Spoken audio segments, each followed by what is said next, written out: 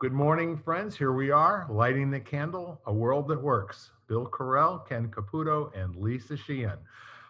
We have amazing conversations on a weekly basis. And well, you know what? If you're listening to podcasts, and what do they call that?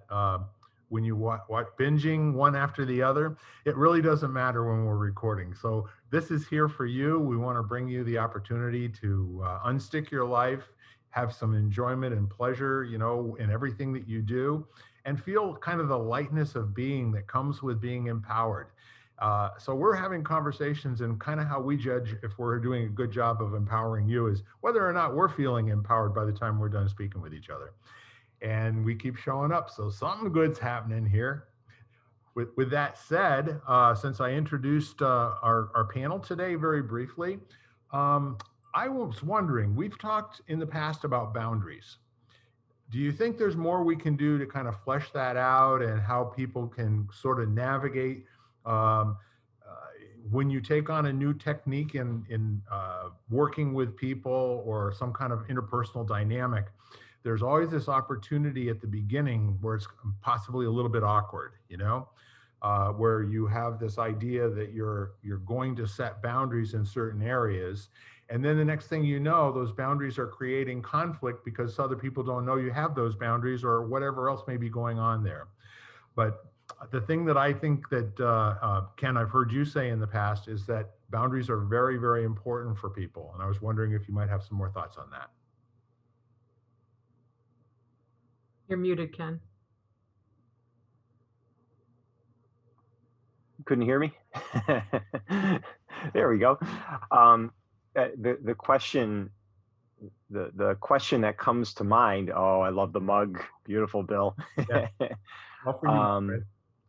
How, like, let's say it's just an exchange between two people or a relationship or whatever it is, how important is it to them that people respect their boundary, and how important is it to them that they respect other people's boundaries? Because I think that a lot of the disconnect could come from there. I mean, if you're kind of loose with your boundaries and then you project that onto other people, and they're a little bit more guarded, there's going to be a disconnect that probably needs to be resolved at the beginning. So, and it's in both directions. I've interacted with people who they had very firm boundaries that they wanted to be respected, but then on the flip side, they didn't, they overstepped other people's boundaries regularly, and that created tension as well. Yeah. So it seems like that's a starting point anyway. Yeah, there's kind of a really interesting dynamic too, that simply because you say that you have boundaries doesn't mean that those boundaries actually mean anything in conversation. You are out to create something that is open and new and fresh. A request along the way to exceed or extend a boundary is very healthy. Like, for instance, Lisa, I know that normally when you and I are talking, you're going to be a little bit reserved, and you might not necessarily tell us everything that's on your mind in one sentence. But would you do me a favor this morning and possibly maybe talk for 4 or 5 minutes and see where that takes us? I like it when I hear your voice. I really enjoy it. It sounds like a trap. Good for you. What's he up to, that rascal? Well, first I wanted to see what your mug says, because they can't see it, so I want to read it out loud. Oh, Quester's Way. Okay. This is one of my trophies from a really great relationship with a very thriving business that made people I wonder who that is. Yeah, no, it's got to be somebody great. No idea who you're talking about. You should introduce them. Yeah, so all of us have our own sort of experience, life's experience, training, whatever it is, books that we've read about establishing boundaries and having that be more or less like the rails that the train runs on, until the train doesn't need to be on rails at some point. I've always kind of found that when there's a sufficient amount of trust, and the trust is not violated, or the trust is violated and then immediately cleaned up, that the boundaries become less necessary, but it's always a good idea to kind of negotiate that as you go along, especially if somebody is, you know, not sure they want to be in a particular kind of conversation. You want to honor that, you know? Make sense? Yes. I've had all sorts of experiences, apparently with all the above. I recently bought a book on boundaries. I should find it when we're doing something else. But because it's interesting that you bring it up. I think even personally, I question my own boundaries and my own perception of other people's boundaries. I think I'm an open person, and so I expect everybody to be that way in a similar fashion. So if they're not forthcoming with me, then I question my own boundaries or my own perceptions. Because Yeah. recently I've had dreams too of me thinking I've met those boundaries, or I've accepted those boundaries, or I've accepted my relationship to those boundaries, and then I have dreams where the same situation arises and I don't do it again. You know what I mean? So it's kind of odd. So obviously my psyche is playing with me and saying, no, you haven't quite resolved that issue yet. Sounds like you're working on something, that's for sure. So the interesting part of it is that Ken, when you're talking about boundaries, would you say that this is an important dynamic to kind of delve into and set up guidelines at the beginning of a conversation one-on-one, or is it more helpful in a large group of people? So there's kind of the rules of the road, where if somebody's going to step off of those rules of the road, that they put their hand in the air and they say, this is coming out from left field, or some other way that you can indicate that this might not be okay with everybody, but it needs to be said at this point, in that person's opinion. I think it's a both and it's it's interesting. Like we found one thing that was really helpful in the business where our hiring process for Questor's Way, we would do kind of almost like this group orientation type thing prior to the hiring process. And one of the things we talked about was different business cultures and what they look like. And then we established very clearly what our business culture looked like.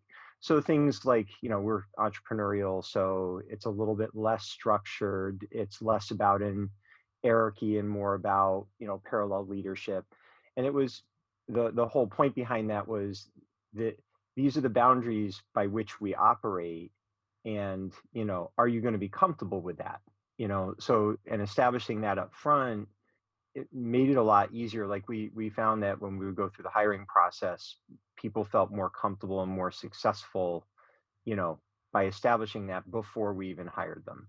So, and I think that sometimes in relationships, if there's a boundary we either intentionally or unintentionally overstep or feel that's been overstepped and we don't voice it, there's like this accumulative tension that starts occurring in the background, and it gets more and more uncomfortable because it gets harder and harder to address it the longer it goes. So I think there's value in it in both ways. I think the challenge is, how do you do it in a way where it's graceful, like, I don't know. I mean, you just hear absolutes a lot from people. Like, someone says they believe that, I want nothing to do with them. And that becomes like it becomes a barrier for even having any sense of, it's the chip on the shoulder to knock off. Yeah, right? yeah. And, and those are human responses. Yeah. It's just kind of interesting. It can make it challenging to navigate, One of the things that I always enjoyed in business, both my own and when I was working in management in other companies, when we would do process days, and those were almost always getting feedback from the employees, ideas that they had in order to make things better. And there were three things that I said at the beginning of each one of these meetings. And the first one was, no idea is a bad idea. Have you ever heard people say that? Well, see, that's how you kick the can out in the middle of a circle, and then have people, be willing to kick the can themselves and swing and miss, that sort of thing.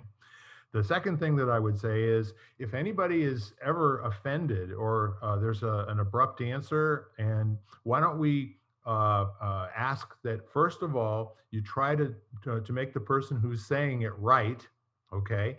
Pretend for the moment that it's your opinion, and then if you need further clarification after having gone through making that person right, then stop the music and let's get it cleaned up before we move on, because we're going to be talking about all aspects of the business today, and we really want to get the best from everybody here. And then the last thing that we would say is, there are no things that are going to be coming out of this meeting that will be negative that anyone should remember after we complete this and we go out the doors.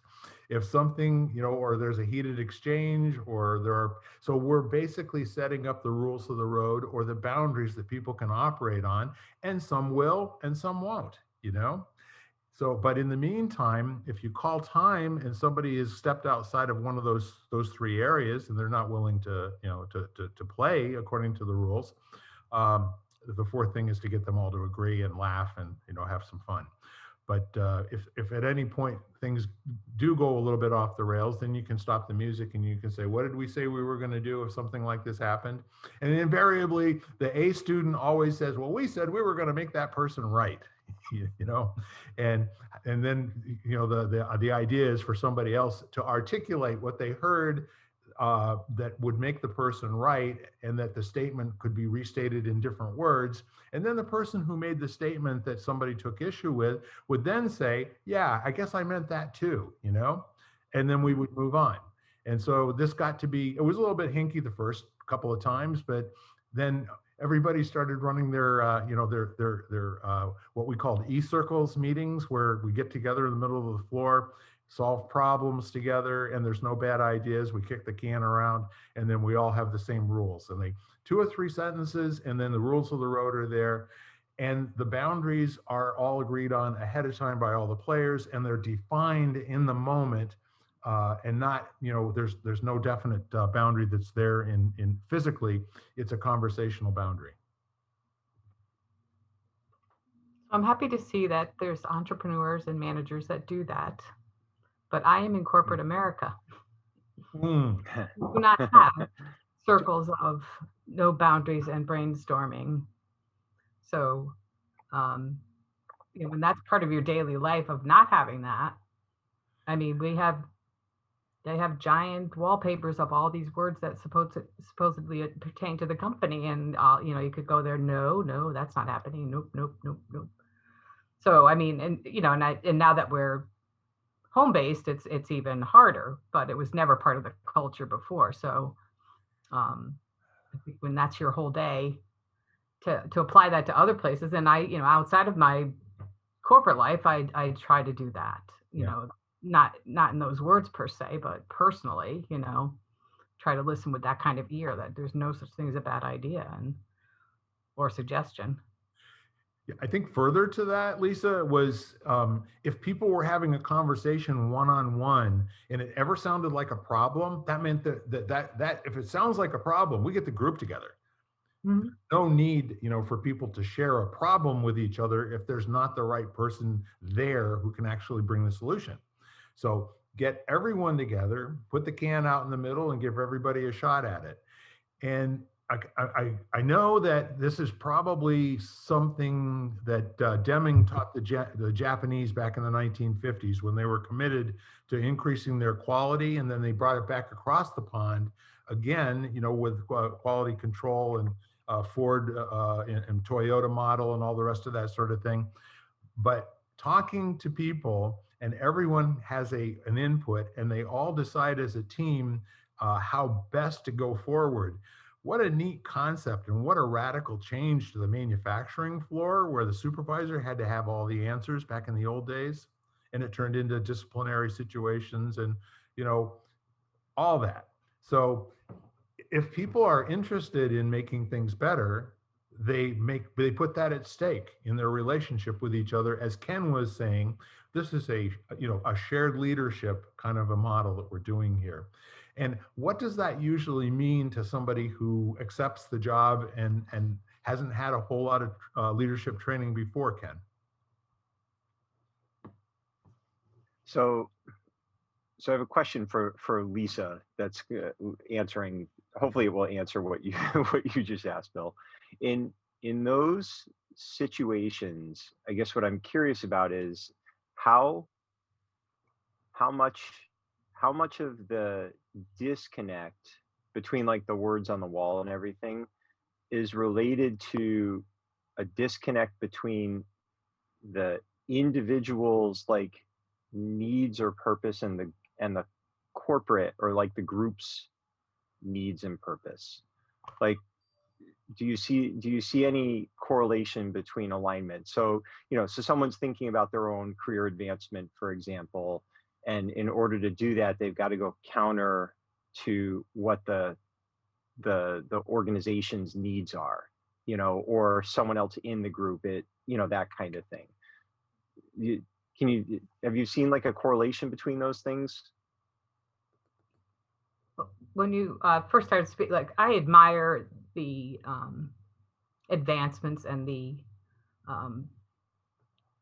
of the higher ups of the organization, because they're looking to the future and they've done a good job about technologically and financially, I suppose, keeping up, going beyond the Joneses kind of thing in business. But because it's beyond nationwide, but at least nationwide within the local markets, I think the management style is more of a corporate response instead of an employee interest. At least, that's Okay. our experience. So, I trying to think of you having a meeting lately or that kind of atmosphere where there's even a discussion of anything. If any, there's the only meetings we have is like, here's what we're doing and here's what you're going to do. Yeah. Kind of response. And then once you're in a department, there's very little, because the software is so specific to our industry and each department has specific software. There's no place for crossover or even advancing. Basically, it's so specific. Okay. There's also a kind of a dynamic. Have you ever seen Michael Gerber speak publicly? When he talks about the E-Myth and he talks about the leader of the band, and he talks about how the organization is either going to be set up to make his job easy, or it's going to be set up where he makes his job hard. And he being a woman or a man, it doesn't really matter. But I did a couple of things back in the early 1990s with a computer company. Once I figured out we had a chance of making it to year 4 and 5, that it looked like we actually had a runway here, that this company was going to be around for a minute. At that time, I think we had either 11 or 12 employees, and we went over to the brand new, newly opened Residence Inn over in Meriden, Connecticut, and we spent a weekend. And essentially, we went through a process where all of the people that were there, the goals were to kind of set up some rules of the road, some operating instructions for the business, some parameters for what we're going to do when people have problems and how we're going to resolve those, and how we're going to focus our attention on being the best customer service provider on the face of the planet. So we opened up on Friday evening with comments about, in order for us to figure out how we're going to get to where we're going, we have to design a mission that has an endpoint of where we want to be. So over the weekend, we worked together to come up with this mission statement. And it was done through a 2-day process of people working in small groups. And the words go like, we are Progressive Data Systems Incorporated. Who we are is an organization of committed professionals dedicated to empowering people through partnered leadership and unleashing everyone's capacity to live life abundantly. Extraordinary service, integrity, excellence, and responsibility for complete satisfaction as a way of doing business is what we stand for. We promise to deliver this in everything we do. This is who we are, and for this we can be counted on no matter what. So that still chokes me up 30 years later. However, Lisa, did we go through a period of time in the late 1990s and the early 2000s where not many of those people were still around and they weren't quite sure what this mission statement meant and they were just words? We printed it on the back of all of our business cards back in the day. And we made sure that when we handed our business card, to a potential client or another vendor or a partner in the business, another business person, we always handed it with the mission statement up, because we thought that the name and the phone number on the other side, that was the back side of the card, with the logo and everything. The mission statement was what we wanted to lead with. So I know what you're talking about, where the things go up on the wall. Sometimes they paint them, don't they? The words of Mahatma Gandhi and Henry Ford and, all these really great, wonderful, Bucky Fuller always gets quoted for some reason. I have no idea why that is. But yeah, I mean, what brings juice to a group of people, it has to be rejuvenated. I mean, this is something that I saw at Quester's Way that Ken did with all of his folks.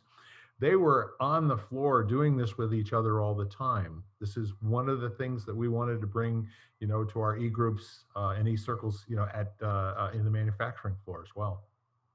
Right. And I think I've had experiences, with being on the church board or running a softball league or things like that, where we do that. But I have noticed too that even in those circumstances, it's not typical or comfortable even for people to do a real brainstorming.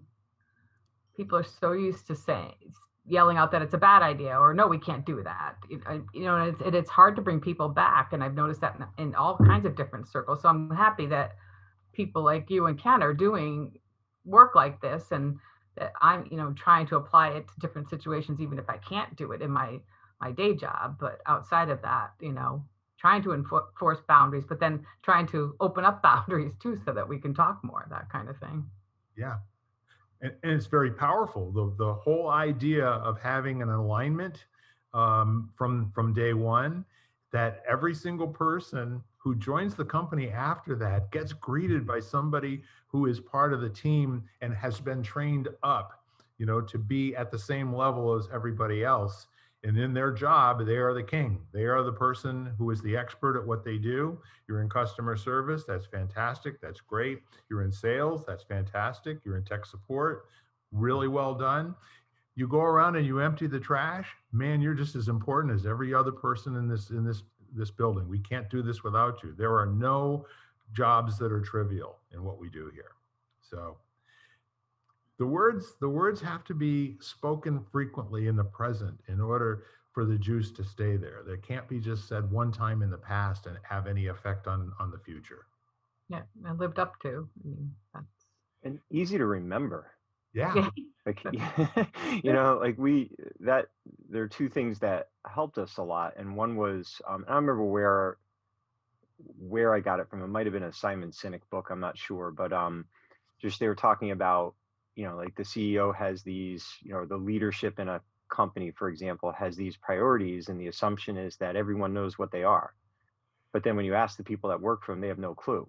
Yes. And, and it struck us, and we, so with each of our businesses, and whenever I worked with businesses, just helping out, we had three, so like Quester's Way, number one, meaningful human connection. That's it. That's all you have to remember. If you're in an interaction, how can you make this interaction one that's meaningful for the child, for the parent, for each other? And second was empowered learning. So it's just, we're all teachers, we're all inspiring people's ability to learn how to learn. We didn't care what they're learning. It was just them on that discovery process. And then best day ever was just the present moment. You're here right now. Let's make it enjoyable. And you would ask anyone in the company what our priorities are, and they could say those three things, and they could remember those three things in that order, and it helped. The other thing I learned from someone in Phoenix, he was a really cool real estate guy, Lisa. He with meetings, and I don't know who he got this from or if this is his own creation, but he uh, wouldn't allow someone to start with a problem. Basically, he had a formula. It's like, if you want to voice something, first offer a solution, even if it wouldn't work or it's unrealistic.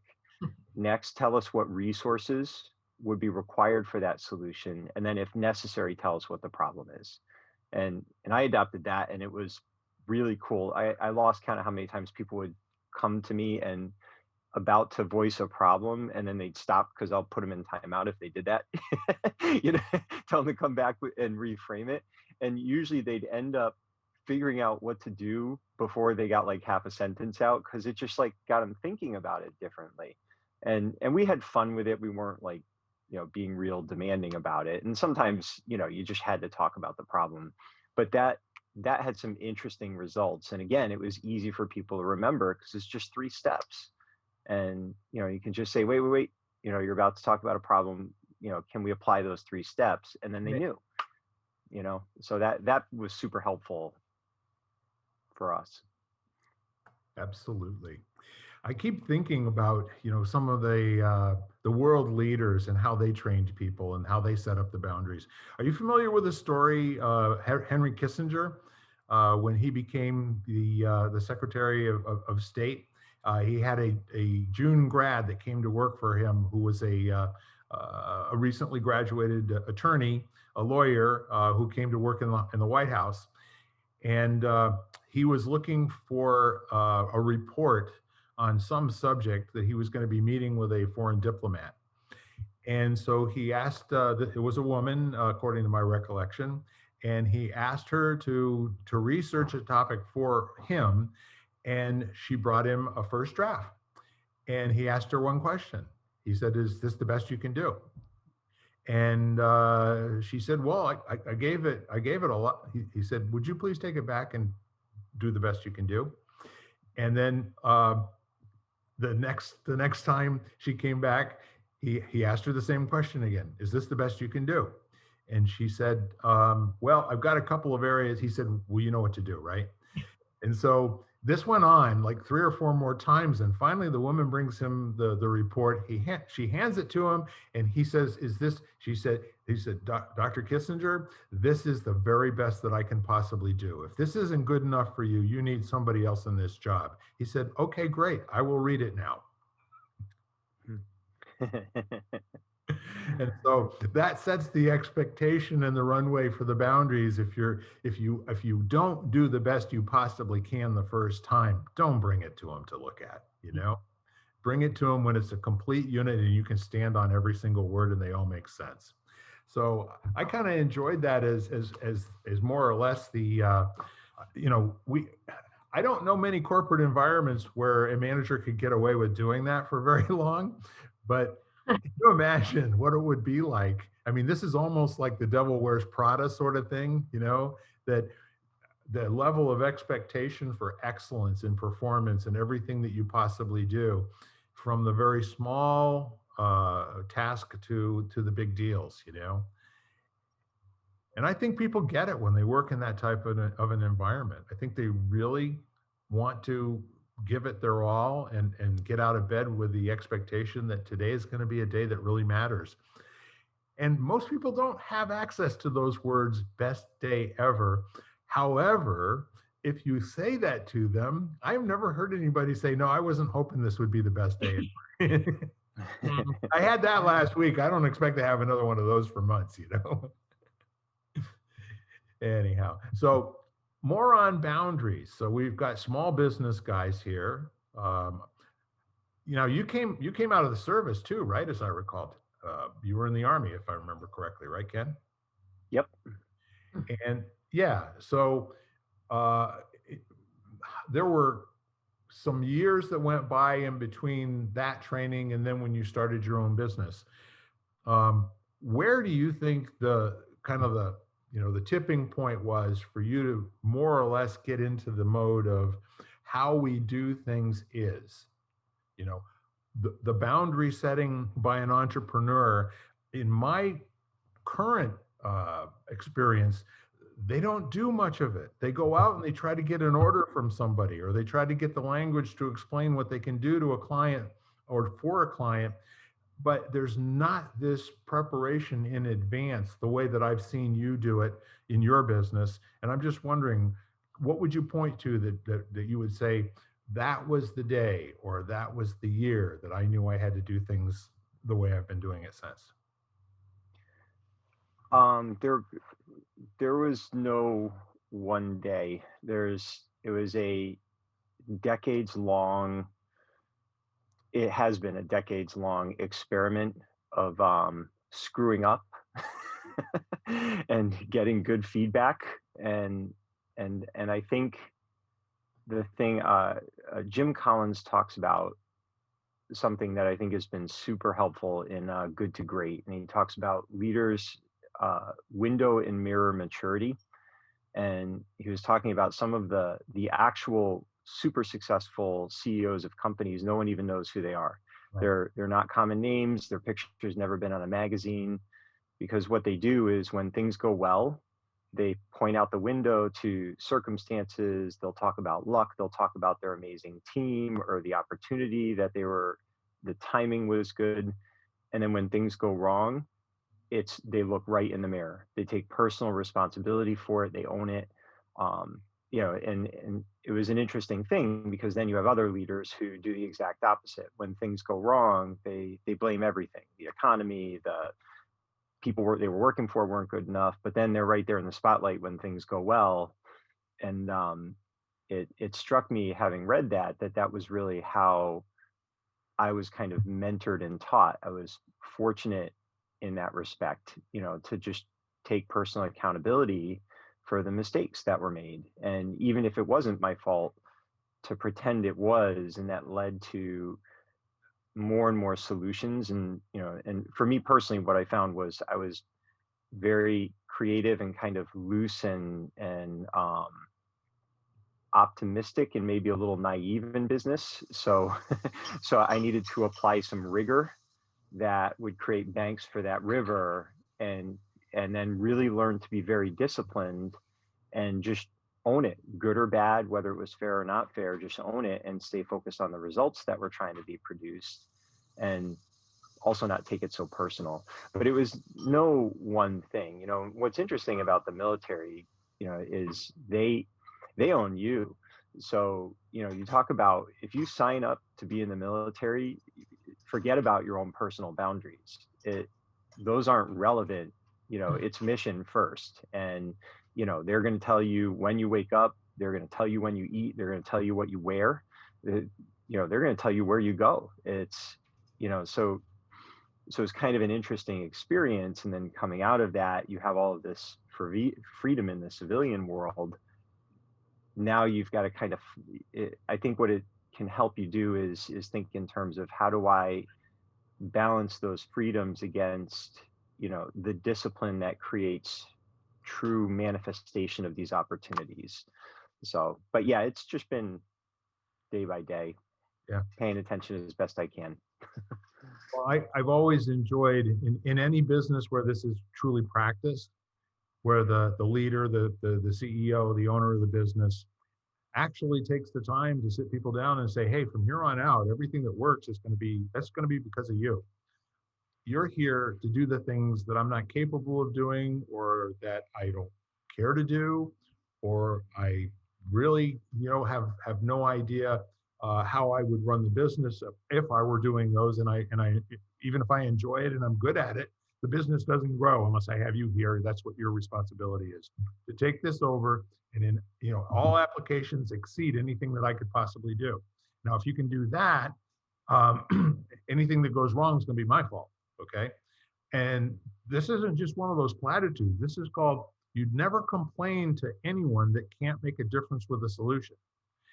And that being said, once somebody takes responsibility for it got broke, it's not functioning, that didn't work.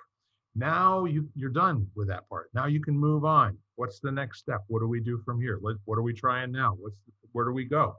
There's no energy that is ever recouped of doing a who shot John on, like, they do this so it'll never, ever, ever happen again. Well, ladies and gentlemen, guess what? It continues happening over and over and over again while they're doing all of the post-mortem and trying to figure out what went wrong and what the problem was. And, they rewrite procedures and policies and all that kind of stuff because it seemed like there was a loophole in it. Complete bunk and nonsense. The whole idea is to take as much energy in the business as possible and focus it on actions that will deliver, satisfaction to the clients, the customers, the vendors, and all of the employees. And if that's happening, it's beautiful. It's music. Well, I guess the other question is like where's the focus point? Like, what are you measuring? And I mean, and this can be in a family, in a a church or a business. It doesn't matter. Does everybody know what you're actually measuring? Like, for us, it was always about the experience, the human experience, and of course you need things like, cash flow and, safety procedures or whatever. I mean, it's still a business, it's got to function, and the money is the blood, you know, and you have to measure that. How do you prioritize it? And like you hear things like people over profit, and I get a little annoyed with those little quotes because, again, they can be the saying on the wall that isn't actually acted on. But at the same time, for some businesses, it may be that's the metric that they're measuring is profit. So, but if you know that up front, you can decide if you're the type of person that will flourish in that environment. So now we're back to boundaries. I mean, it's how clear are they? Yes. I don't think it even matters what they are. It's just being clear, and then, deciding how well you can operate within that framework. And if you can't, either you got to change your situation or you got to change yourself. Yeah. It was just kind of interesting. Yeah. The tongue-in-cheek isms of the 1980s and early 1990s were, what do you want to be here at this company? Well, I want to fight my way up to middle management, and Yeah. I want to work long hours and get paid low pay so that I can maximize the profit of the owners and shareholders. All of these sort of things that were disconnected from how people really operate and what springs them out of bed, anxious and ready to go. So that and my other favorite quote was, we got a motivation problem around here. These employees are just not motivated. And then you watch them all at 4 o'clock on Friday afternoon clocking out. They're all gone out of the building in less than 60 seconds, right? and it's hard getting them back in on Monday morning. They're motivated for something around here. It just may not be that you're putting the right thing out in front of them at this point. So the beatings will continue until morale improves. Now you're talking. I've literally been on the receiving ends of those beatings. That happens when you're in the martial arts for a long time. It's not even metaphorical. No. They come at different parts of your body at different times when you don't expect it, right? Yep. Martial arts is obviously different lessons and boundaries too. Just listening, who Sean Corn is in yoga. Do you know? She's not familiar, no. Off that into the world. She's for doing nonprofits, but talking about creating a business that's based on interconnection and improving people's lives. Like there was a summit I just listened to called We Rise Up, and even Tony Robbins was part of it. So the new definition of success is, what that is. So that obviously includes different kinds of boundaries and ways of setting goals, not for yourself as well as everybody else. Yeah.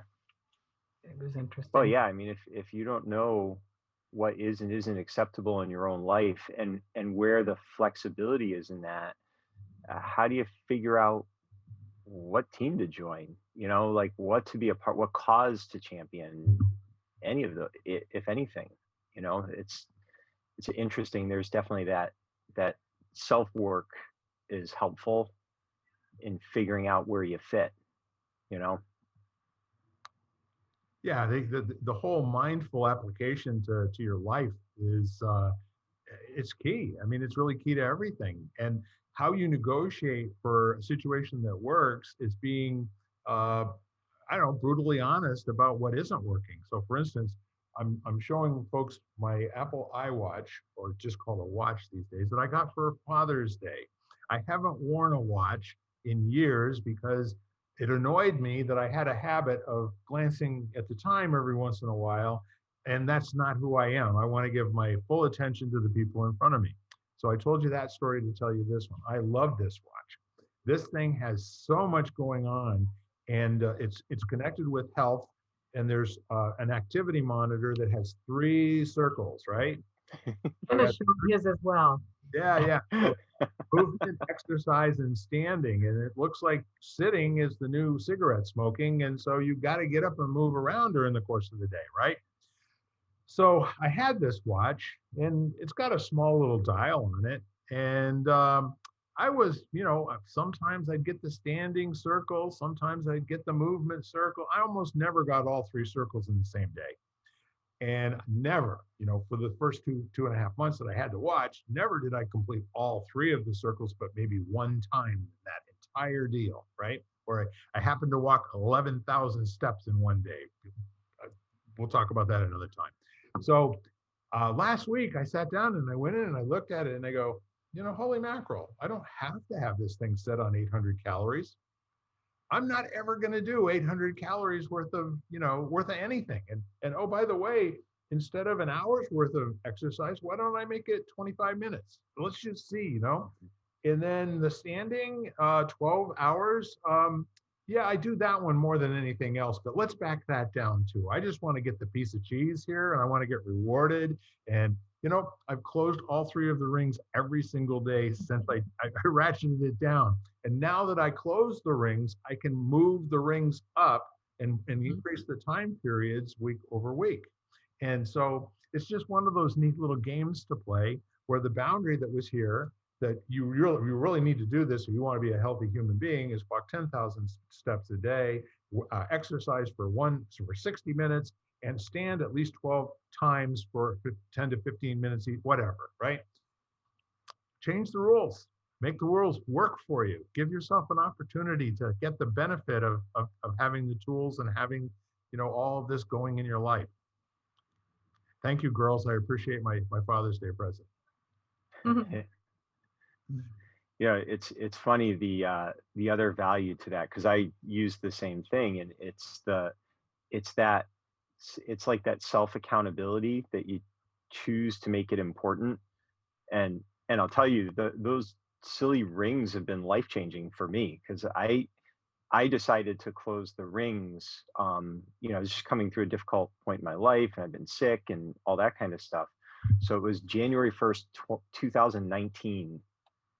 And back then, you didn't have as much, couldn't change stuff on it. Like now you can change everything. You didn't used to be able to change like the exercise goal or the stand goal, which is really cool, because I agree with you, Bill. It's so helpful to be able to bring it to where you are, and then you can move it up as appropriate. But it was so fascinating, because I just made a commitment to get through the month of January, and then I did it. And I was like, keep going. And now here we are, moving to the end of September of 2021, and I've closed the rings every day since January 1st of 2019.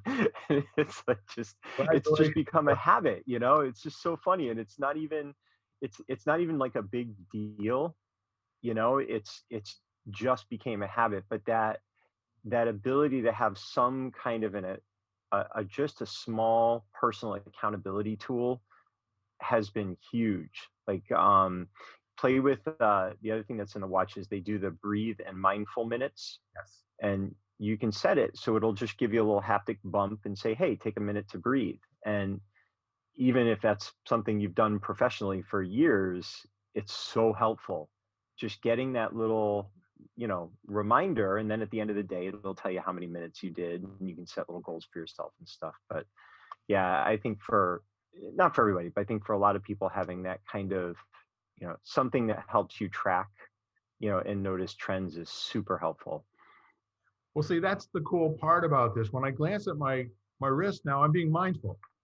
You know, Yeah. there's Yep. important information that relates to. I went from a resting heart rate of in the 60 beats per minute into the low 50s. You know, by doing the daily exercise, by Yep. the whole deal, which also translates into lowest cholesterol I've ever had in my entire life. And this last 6 month, I just came off of a 6 month review day before yesterday. And my doctor's just like, nonplussed about all of it. Oh, yeah, yeah, you lost another 8 pounds in the last 2 months. So that's pretty cool. And she goes, oh, where are you going? How about 210? How does that sound to you? From 235. So the whole thing is that it also gets to be part of the culture, and the people that are our supporters that they're interested in it too. And the questions about the beard and when's that going to go away? Is that a COVID beard, or is that something you're keeping from now on? And I don't know. But I do know that having a Jiminy Cricket on my arm, and I explain to people, I'm not being rude. It's telling me important information about my health. Is that okay with you? Nobody ever has a problem with that. Right. Yeah. Yeah. The technology is getting really super cool. Yeah. Just as a, and it's funny, as frustrated as we get with technology and, like social media and that kind of stuff, it is a tool that has a lot of value if it's being used appropriately. So yeah, I agree with you, Bill. I've found that super, super helpful over the last few years. Yeah. If you're in a group of people, then you get half a dozen of them that all raise their hand. They got a watch on too. So Yep. you're preaching to the choir, sir. It's all good. Yep. So in terms of boundaries, um, you know, I'm very interested. Uh, we've talked about the boundaries, but how about the no boundaries? Have you had experiences where there's little or no emphasis placed on explaining what's coming next and how people deal with that? And uh, I'm not sure that I can tell you stories about where people just did everything that they wanted to when they wanted to do it, and had conversations in any way that they potentially would have them, and that the company did well. I think the the opposite tends to show up more than when people are wide open, and that sort of a liberated, everybody gets to do what they want to around here. I've seen that happen in billion-dollar corporations a little bit, but I don't think it works for the entire, employee population. I think it works for maybe engineers or for code writers or something of that nature. I haven't really seen it work, across the board in an entire company. Or ones that are supposedly working. I mean, I have a friend's son works for Google, and he came back to back east to visit, and he was practically suicidal that he had to go back to work. And that's supposed to be one of those environments that caters to the no boundary or do whatever, or everything is here to make your life easier, better, more productive. We've done the studies. This is what you need to be that way. There does seem to be, so this is anecdotal. I don't have any hands-on knowledge in the last 15 years, but I did work for a company that was in Silicon Valley back in the 1980s. I'm a laser manufacturer in Palo Alto.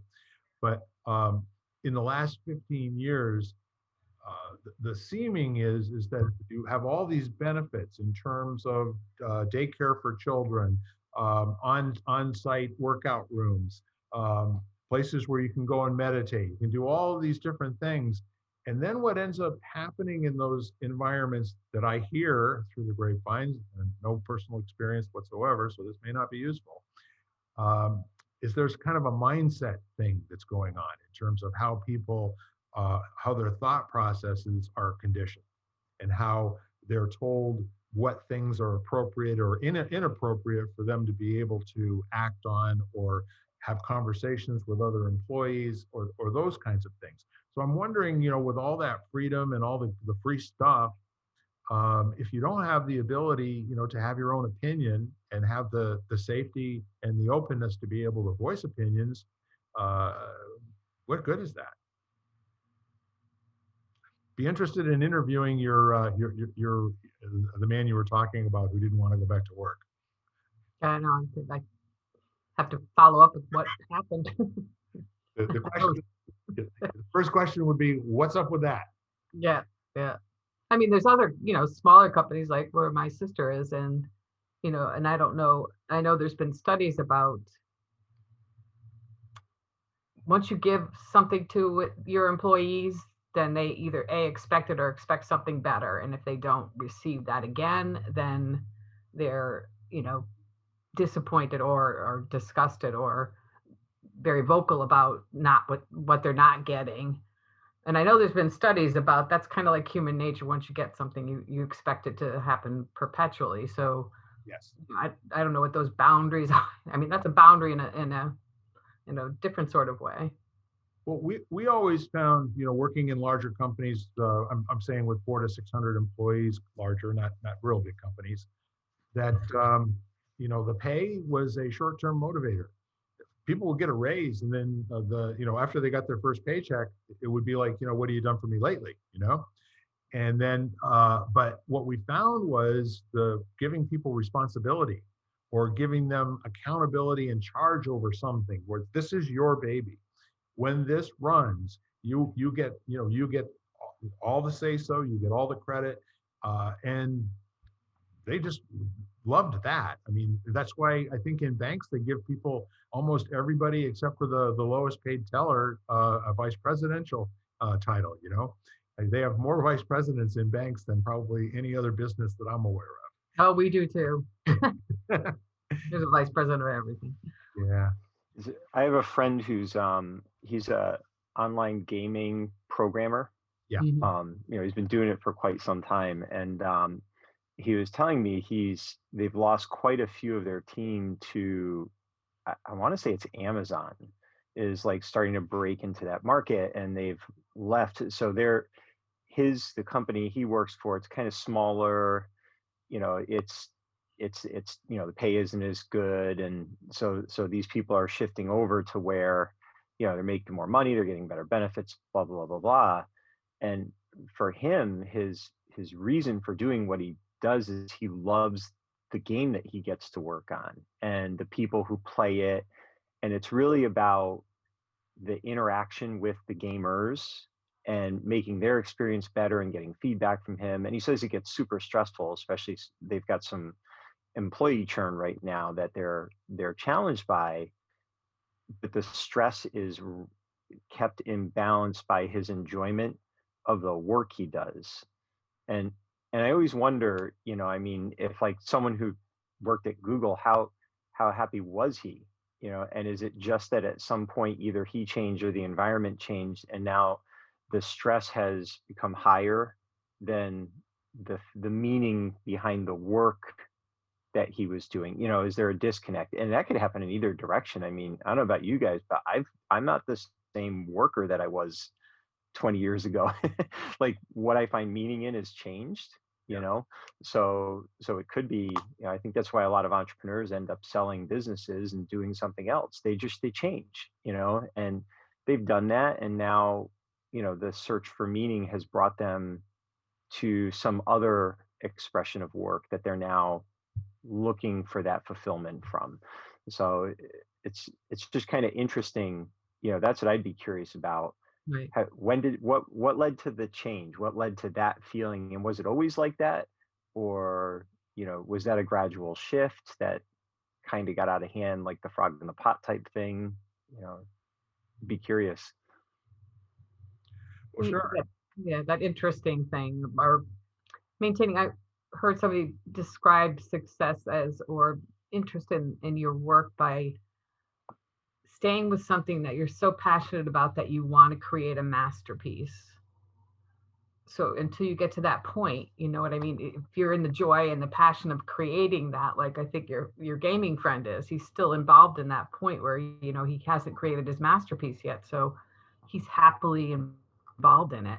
And I kind of like that explanation. Whereas I think I can't even assume what that friend's son was doing, but I got the impression that it was stress from the get-go. So I can't speak from that, but that was speak to it anyhow. But Well, I muted myself and I Googled how many employees Google has. They have 139,000, and I have a feeling there's something resembling a bell curve across that spectrum. So you're probably Yeah, going to probably. find that, on both ends, you got people that would do it for free and almost do, and the other end, the people will, they're looking for a new job, right?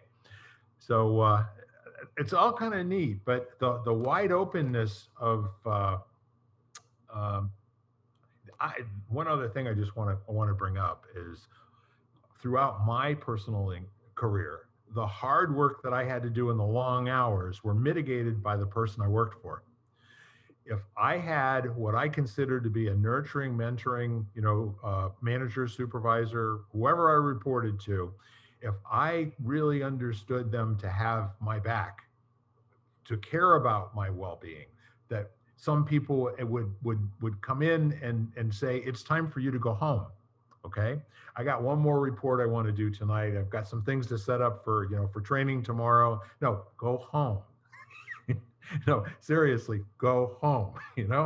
And these are great people. And but I had some that I wouldn't. Let me put it to you this way: they were definitely the flogging mentality, no doubt about it. And they were dream stealers and found fault with everything, and public dressing down in front of the employees and other managers and that sort of thing. I didn't last there very long for some reason. I don't know why that was. I didn't really take to that environment.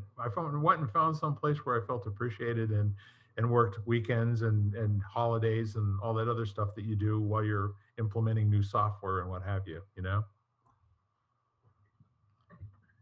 So that's the corporate side. Your mileage will vary there as well. You're not going to.